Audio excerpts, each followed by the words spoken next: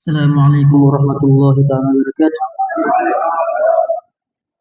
الحمد لله على نعمة الإيمان والإسلام، وبه نستعين على أمور الدنيا والدين، وصلى الله على سيدنا محمد وعلى آله وأصحابه ومن تبعهم بإحسان إلى يوم الدين، وأنا معهم وفيهم برحمتك اللهم يا أرحم الراحمين. Baada ya kumshukuru Mwenyezi Mungu Subhanahu wa Ta'ala na kumtakia rehema Mtume Muhammad sallallahu alayhi wasallam, hatuna budi kurejesha shukrani kwa Allah Subhanahu wa Ta'ala kwa kutujalia uzima mpaka kufikia Jumatano hii ya leo. Pia si kwa kutaka kwetu wala ujanja wetu, bali tawfik ya Allah Subhanahu wa Ta'ala.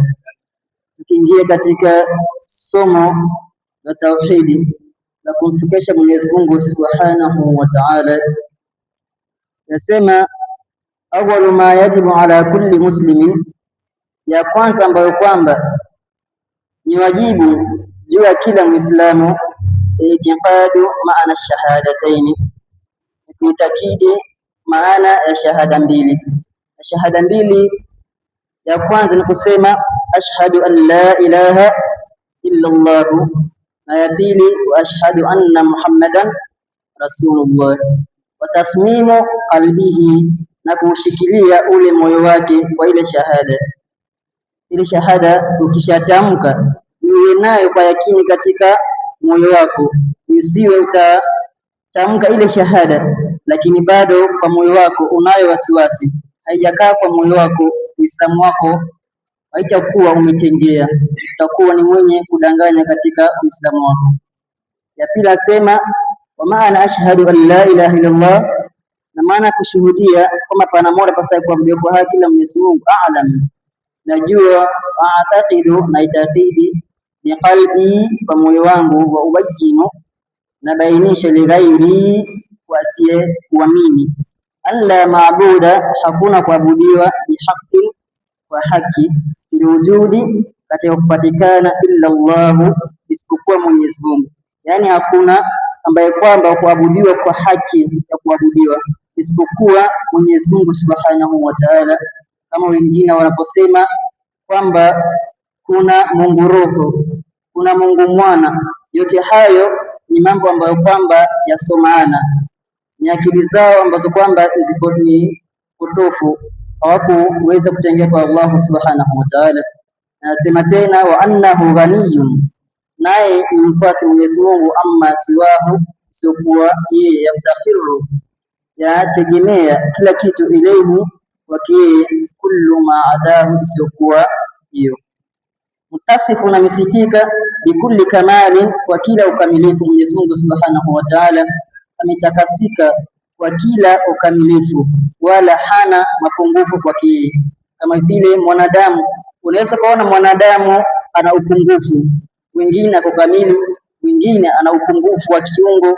Mwenyezi Mungu Subhanahu wa Ta'ala wake yeye hayo hayamo, munazzahu, na mekuka, an kulli nafsin, kutokamana na kila mapungufu. Hana upungufu Mwenyezi Mungu Subhanahu wa Ta'ala, hana upungufu wa akili wala hana upungufu wa kiungo chochote, ako tofauti na viumbe vingine. Ingia katika shahada kumshuhudia Mtume Muhammad sallallahu alayhi wasallam. A'lam, najua, wa a'taqidu, na itakidi, bi qalbi, kwa moyo wangu, wa ubayinu, na bainisha, li ghairi, wasiyekuamini, anna sayyidana Muhammadan, hakika bwana wetu Muhammad ibn Abdullah, Abdullah, mja wa Mwenyezi Mungu, wa rasuluhu, na mtume wake, ila kafatil khalqi, wa viumbe wote.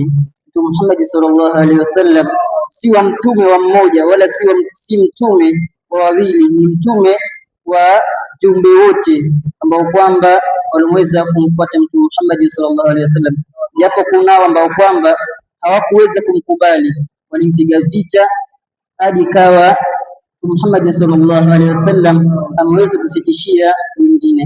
Swali hapo ni mkweli, fi kulli, katika yote, ma akhbara bihi, aliyotolea habari Muhammad sallallahu alaihi wasallam, hakuna mtume ambaye kwamba alikuwa muongo tangu mtume wa kwanza hadi mtume Muhammad sallallahu alaihi wasallam.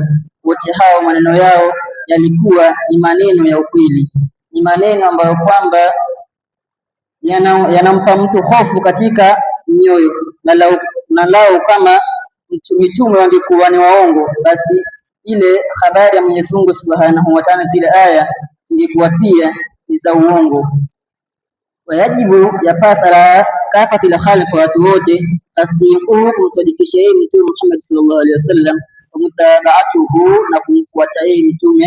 Wa yahrumu haramu alaihim, juu yao takdhibuhu, kumkanisha mtume Muhammad sallallahu alaihi wasallam kwa yale ambayo kwamba alikuja nayo. Yale alikuja nayo yote ni jukumu la ambaye kwamba aliyemkubali, ambaye kwamba yule ni mfasi wake kuyakubali. Wa mukhalafatuhu, na kumkhalifu yeye na kwenda kinyume na yale ambayo kwamba aliamrisha. Faman kadhabahu, basi mwenye kumkanusha yeye, fa huwa dhalimun, basi yeye ni dhalim, kafirun, kafiri. Waman khalafahu, mwenye kumkhalifu yeye, fa huwa asin, basi yeye ni asi, khasirun, aliyehasarika. Kufikia hapa nitakoma. Wallahu wa rasuluhu a'lam. Assalamu alaykum wa rahmatullahi wa barakatuh.